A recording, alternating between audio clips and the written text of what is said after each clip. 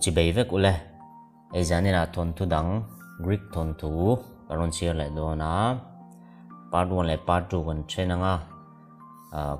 ko ve lo in siam dan te mishing lom dan te le Prometheus le Epimetheus sa chan chin te kan thlir deuh don ani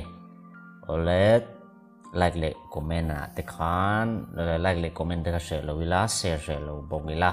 chia tan o Greek thon thua ko ve lom chan dan part 1 atirin lele van hi alom lova til ruak zau tak mai ringot hi oma chu chaos ante thim na sa tagin aku vel boka ti chuan hunenga mo chen alo kal le nu chuan chaos satang chuan thil nung patni lo langa zan pathian nu nix le thimlal erobas ate ni ti chuan nix le erobas ate chu mudunin an ma nia tang chuan chun pathian Aether le eng pathian nu Hemera an lo chuak boka an pani chuan mangai na pathian Eros an hring le a ti chuan mangai na pathian Eros chuan Gaia hringa khovel alo om ta a Tartarus leipi lam ram shem mun po lo in siam ngal bok ane ti chuan Gaia chuan mipa telovin fa pa ya mipa hringa chu Uranus van pathian God of the heaven ane chuan Gaia hian fadang Uranus lo po ne chung te chu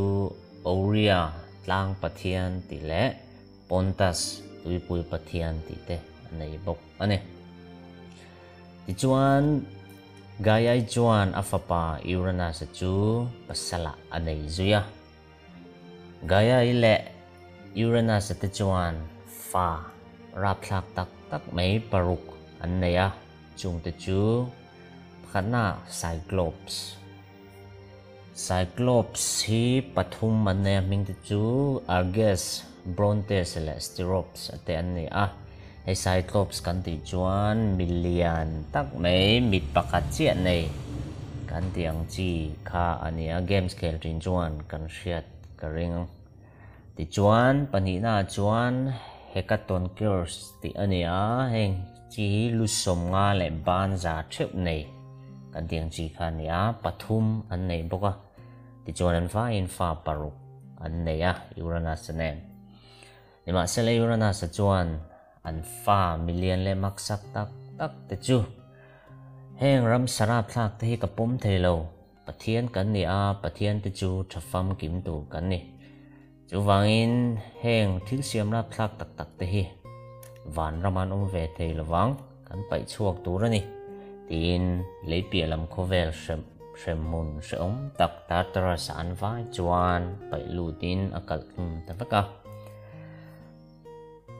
chuminua chuan lei pathian nu Gaia ile Uranus te chuan fadang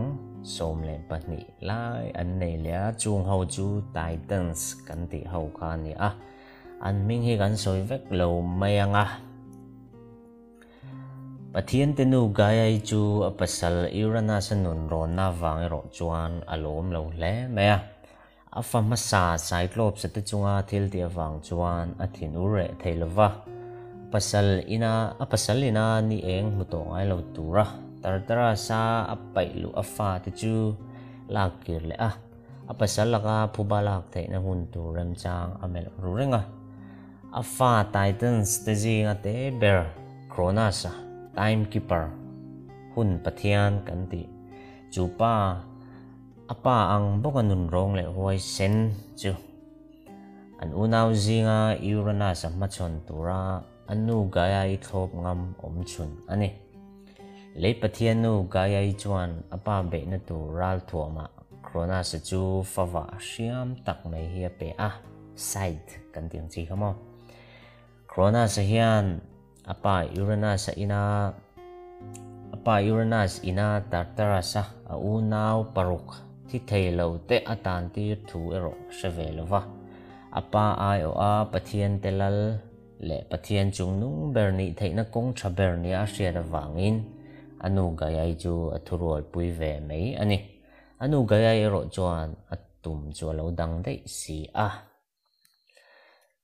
dân cả chú mi rệ chấp tổ nua Uranus chú túi bùi kama túi tagin amuhi la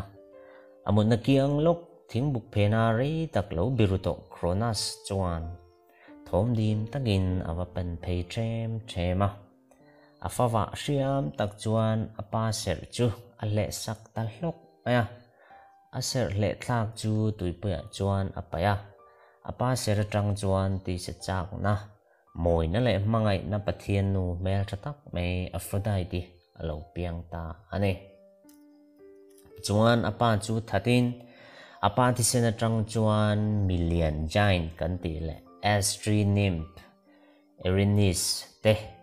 alo piang vele a apa ne na chuan thu nei na atop tak thu le ama chu lei le va na thu nei na chang tu ani thu shilin apa chu atilum ane ti chuan Cronus chu pathian zong zong te jing alal ber alo ni ta a au nau nu ria I chu nu puya nein an u nau chuan khovela rowan rela en ro rel hun chung hi golden age anti hial ane apa sira tanga lo piang Aphrodite hi anua Zeus afapa indo na pathian Ares anen in nein afapa Eros anei bok ane Eros ti hi Cupid anti chin bo hai Valentine's Day vela nau te thlanei mangai na thal keng chin hi Eros ane Uranus ti sena tanga lo piang Astri nymph Lasipathum Erinis anti Electo Magriel le Tisiphone te hi anu fe a Krita clear kara Zeus en kol tu te kha ani bok chuan Uranus ti sena tanga lo piang ve tho million te le adang tam tak te kha Zeus le unau te hian an ngei vak lova an te lum nual bok hengin akina kan la en chiang bok don nia khovela Titans hovin rowan rel chung hi khovel ro pulai berani tin an soi trina Titans unau de chuan fel takin ro rel na po anin sem thlapa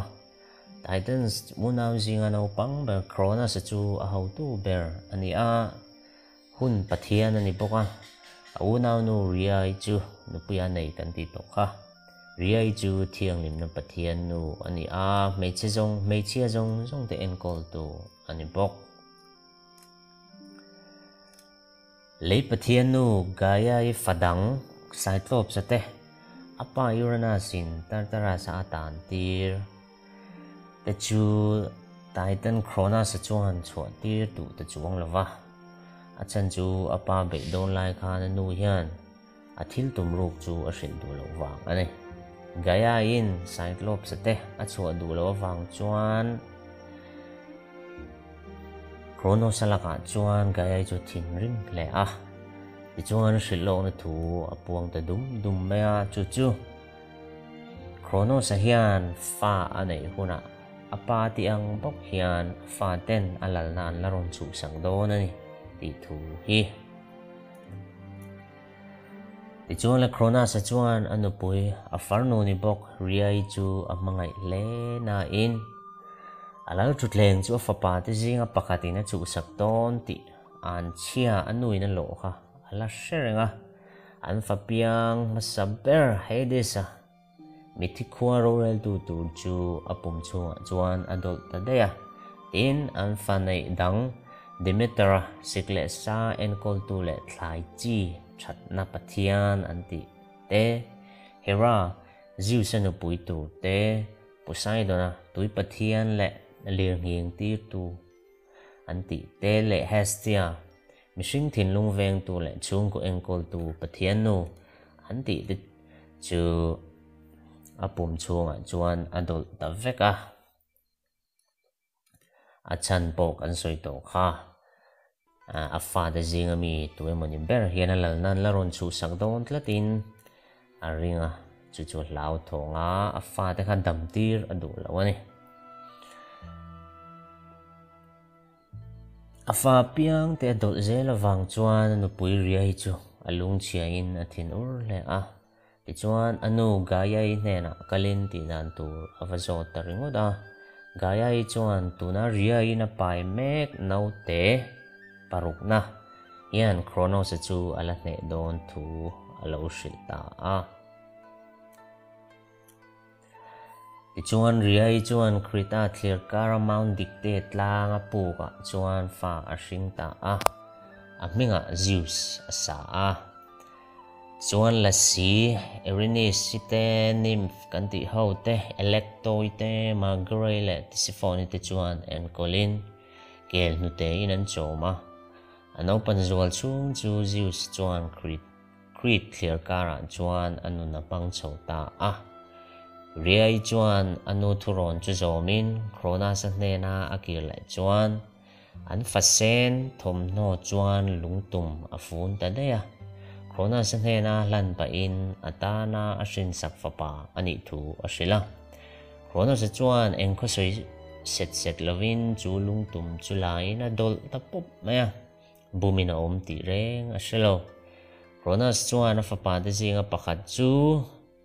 dol lovin Krita thlir kara la si ten an enkol ti a hrelo reng ani hrengat selang chuan thinrim viawang Zeus alo tlangwal nu chuan anu ria I chuan Olympus a pathian te chena alakir le a apa Kronos ano hlan tua a umta a chutianga hun nenge mo chen anom nu chuan ria I le Zeus chuan apa bum dan tur an rel ta a ti chuan Titanes Metis damdoi le ngai tu na siam tu pathian nu ria I unaw nu ni bok chuan damdoi siamin Kronos a wine in tura chuan an tela chu wine chu Zeus chuan apa chu pe in Kronos an na in zo chuan apum mana tawaka aluak ta ngeka ama sabera chuan alungtum adol Zeus a mo ti kaluak chuakin afa te dang Hades te Hermes te Hera te adol zong te chu puitling vekin aluak chuak le ta a Titan Kronos hi million ani kan ti to ka afa dol te po hi pathian vek an nia wangin apa pum chunga anung chungin an om veka pa pum chunga anung chungin an om veka ria I chuan Zeus chu afapa ni thu le afa te chuan apai thlang don thu Kronos chu a hrila Kronos a po thinrim ker mai chung afa te pathian no pangte te chu noi bo tumin in do turin a unaw million ho te Titan so chu som khom ta a ma se Prometheus Epimetheus le Oceanus te chu Titan zinga mian ya indona an tel ve du lova indona chuan million Atlas chu hroi tu ani a pathian no pangte te unaw te chuan million ho chu hne rual ni in an shelo eng million te hi amal te po a ne rual lo le thil ti thei tak an si a ma se Gaia I chuan Zeus chu thuron pe in Tartarus tan ina apa Kronos ana tan tir unaw te Cyclops le a unaw pa te chu chuan turin le tranpui na dil turin ati a ti chuan Zeus chuan a unaw te chu Mythicoa Tartarus a chuan kalin million mit pakhat nei Cyclops unaw te le kutza le lusom nga nei Hecaton Cares te chu an chua zelen ta a Cyclops chuan Zeus chu trek le khopui ri chunga thunei na an pe a Hades po in ti bo theina lukhum pe in Poseidon po tiang til ti thei trident kan tiang chi kha an pe boka chung apa unaw te chuan Zeus te chu tranpui an tiam ta a Titan ho te chuan Mount Othyrus tranmun an siama Zeus te unaw chuan Mount Olympus tranmun siam vein Olympus anin ti a ti chuan pathian te ne na in do na ra thlak tak Titan of Mekki an ti chu ein chan ta ani